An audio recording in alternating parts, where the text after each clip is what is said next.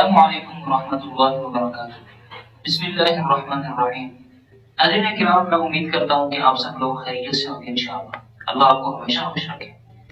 ناظرین کرام، اللہ تبارک و تعالیٰ کا ہم پر احسان عظیم ہے کہ اللہ تبارک و تعالیٰ نے ہماری ہدایت کے لیے صرف تعلیمات ہی نازل نہیں کی، بلکہ اللہ تبارک و تعالیٰ نے ان تعلیمات کو سمجھانے کے لیے ایک معلم بھی بھیجا، اور اس معلم نے آ کر صرف اپنے فرامین کے ذریعے ہی نہیں بلکہ پریکٹیکل یعنی عملی طور پر اپنی امت کے سامنے ان تعلیمات کو رکھا تاکہ وہ اچھی طرح ان تعلیمات کو سمجھ سکے۔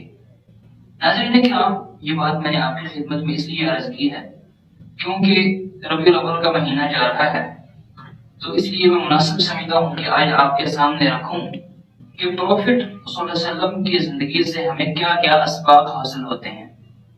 ناظرین کرام، پوائنٹس کی شکل میں گفتگو ہوگی۔ پہلا پوائنٹ، ناظرین کرام، پروفٹ صلی اللہ علیہ وسلم کی زندگی سے ہمیں پہلا سبق یہ حاصل ہوتا ہے کہ نبی علیہ السلام اس دنیا میں سب سے بڑھ کر متقی انسان تھے۔ صحیح بخاری کی حدیث ہے، نبی علیہ السلام نے فرمایا، میں لوگوں میں سے سب سے زیادہ اللہ تبارک و تعالیٰ کو جانتا ہوں اور سب سے زیادہ اس سے ڈرنے والا ہوں۔ ناظرین کرام، آج ہم لوگوں کے سامنے تو اللہ سے ڈرتے ہیں کیونکہ لوگ دیکھ رہے ہوتے ہیں، لیکن جب ہم تنہائی میں جاتے ہیں تو ہم وہاں پر طرح طرح کے گناہ کرنے لگتے ہیں کیونکہ وہاں ہمیں کوئی دیکھ نہیں رہا ہوتا۔ ناظرین کرام، تقویٰ ہر جگہ پر ضروری ہے، لوگوں کے سامنے بھی اور تنہائی میں بھی، بازار میں بھی، مسجد میں بھی، سفر میں بھی، حضر میں بھی۔ ناظرین کرام، دوسرا پوائنٹ، ناظرین کرام، پروفٹ صلی اللہ علیہ وسلم کی زندگی سے دوسرا سبق ہمیں یہ حاصل ہوتا ہے کہ نبی علیہ السلام اللہ تبارک و تعالیٰ کی پوری اطاعت کرنے والے تھے۔ جو اللہ تبارک و تعالیٰ نے چیزیں آپ کے ذمہ لگائی تھیں، آپ اس کو بخوبی ادا کرنے والے تھے۔ میں صرف اس کی ایک مثال عرض کروں گا۔ ناظرین کرام، نبی علیہ السلام کی سب سے بڑی ذمہ داری کیا تھی کہ اللہ تبارک و تعالیٰ کا دین لوگوں تک پہنچانا، اور نبی علیہ السلام نے بہت ہی شاندار انداز سے اس ذمہ داری کو نبھایا۔ ناظرین کرام، صحیح بخاری میں ہے کہ رسول اللہ صلی اللہ علیہ وسلم نے حجۃ الوداع کے موقع پر 1.5 لاکھ کے مجمع کے سامنے پوچھا، الا هل بلغت، لوگوں کیا میں نے تم تک دین پہنچا دیا ہے؟ تو سب نے یک زباں ہو کر کے کہا تھا، جی ہاں، آپ نے دین پہنچانے کا حق ادا کر دیا ہے۔ ناظرین کرام، آج ہم اپنی ذمہ داریوں کو کیا ادا کرتے ہیں یا نہیں ادا کرتے؟ ہم اپنے فرائض کی طرف دیکھیں کہ جو ہم پر اللہ تبارک و تعالیٰ نے فرائض عائد کیے ہیں، ہم تو فرائض سے ہی غافل ہو چکے ہیں۔ ناظرین کرام، تیسرا پوائنٹ، ناظرین کرام، پروفٹ صلی اللہ علیہ وسلم کی زندگی سے تیسرا سبق ہمیں یہ حاصل ہوتا ہے کہ نبی علیہ السلام، ناظرین کرام، نبی علیہ السلام لوگوں کے ساتھ بہت ہی نرم دلی سے پیش آتے تھے۔ اللہ تبارک و تعالیٰ سورۃ الانبیاء میں ارشاد فرماتے ہیں، وَمَا أَرْسَلْنَاكَ إِلَّا رَحْمَةً لِلْعَالَمِينَ، کہ اے نبی، ہم نے آپ کو تمام جہانوں کے لیے رحمت بنا کر بھیجا ہے۔ ناظرین کرام، نبی علیہ السلام انسانوں کے لیے بھی رحمت تھے، حیوانوں کے لیے بھی رحمت تھے، جنوں کے لیے بھی رحمت تھے، فرشتوں کے لیے بھی رحمت تھے، مسلموں کے لیے بھی، غیر مسلمین کے لیے بھی۔ یعنی آپ دنیاوی معاملات میں غیر مسلموں کے ساتھ کیسا سلوک کیا کرتے تھے۔ ناظرین کرام، آج ہم اپنی طرف دیکھیں کہ ہم لوگوں کے ساتھ رحم دلی سے پیش آتے ہیں یا ظلم کرتے ہوئے پیش آتے ہیں۔ غور و فکر کرنے کی ضرورت ہے۔ چوتھا پوائنٹ، ناظرین کرام، رسول اللہ صلی اللہ علیہ وسلم کی زندگی سے چوتھا سبق ہمیں کیا حاصل ہوتا ہے کہ نبی علیہ السلام لوگوں کو معاف کرنے والے تھے۔ میں صرف اس کی ایک مثال عرض کرتا ہوں، ویسے ہزاروں مثالیں ہیں۔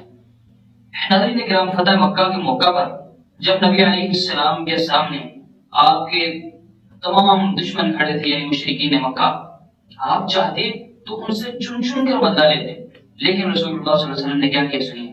ناظرین، آپ جانتے ہیں کہ یہ مشرکین کون لوگ تھے؟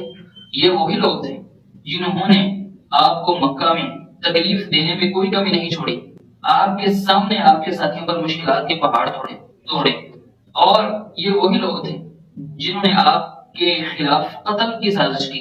ناظرین کرام، یہ وہی لوگ تھے جنہوں نے آپ کو شیب ابی طالب میں بند کر دیا تھا، قید کر دیا تھا۔ ناظرین کرام، اگلی بات، یہ وہی لوگ تھے جن ظالموں نے نبی علیہ السلام کو مکہ سے نکالا تھا۔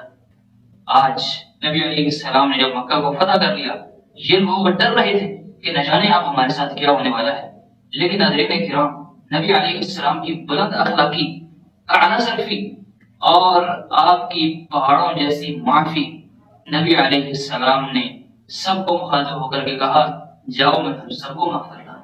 سبحان اللہ۔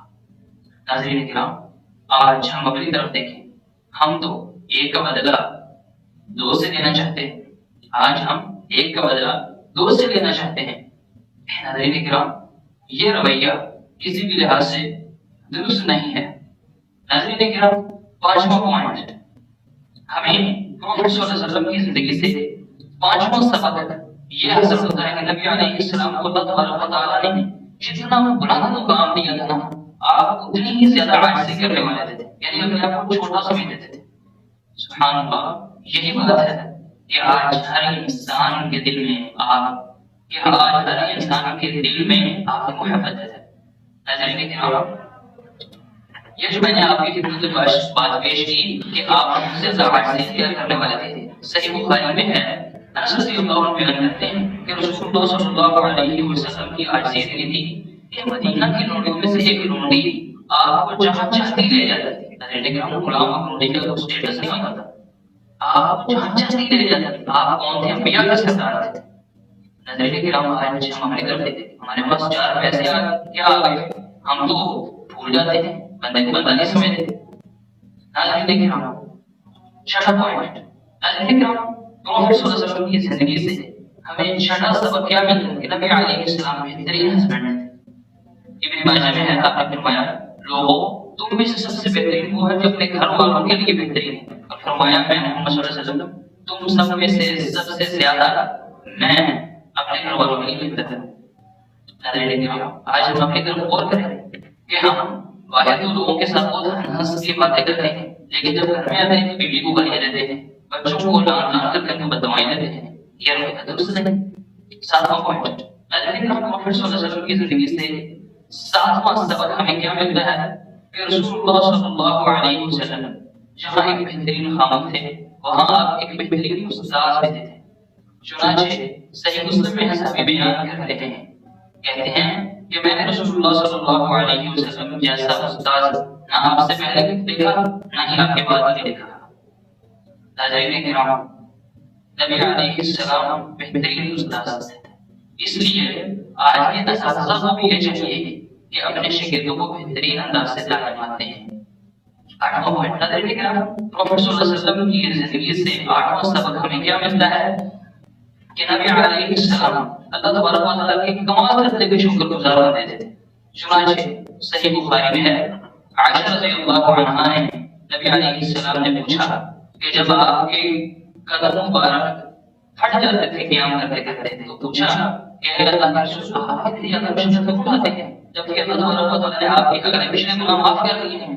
تو رسول اللہ صلی اللہ علیہ وسلم نے ارشاد فرمایا، عائشہ کیا بات کر رہی ہے، کیا میں اللہ کا شکر گزار بندہ نہیں بننا چاہتا؟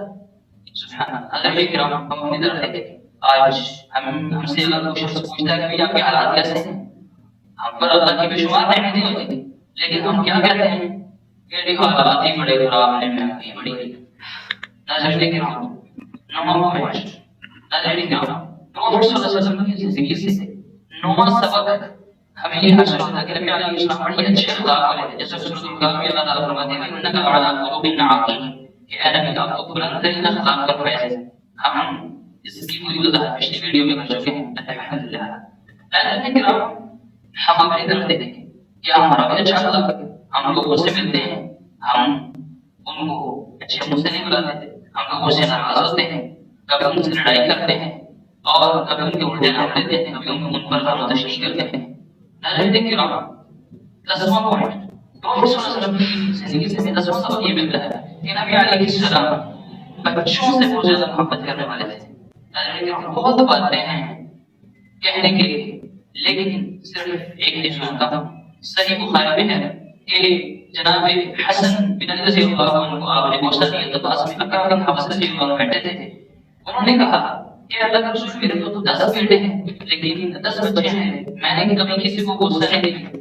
نبی علیہ السلام نے فرمایا جو لوگوں پر رحم نہیں کرتا تھا اس پر پھر رحم نہیں کیا جاتا تھا۔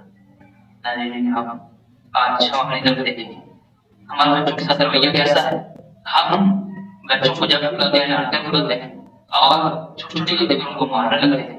حالانکہ جناب یہ 10 پوائنٹ میں نے آپ کی خدمت میں پیش کیے ہیں، اگر ہم ان 10 پوائنٹ کو سمجھ کر ان پر عمل کر رہے ہیں تو ہم ایک مثالی شخص بن سکتے ہیں۔ اللہ سے دعا ہے کہ ہمیں ان چیزوں میں محفوظ کرنے کی توفیق عطا فرمائے۔ اللہ کے رحمت کی تک جزاک اللہ۔ السلام علیکم ورحمۃ اللہ وبرکاتہ۔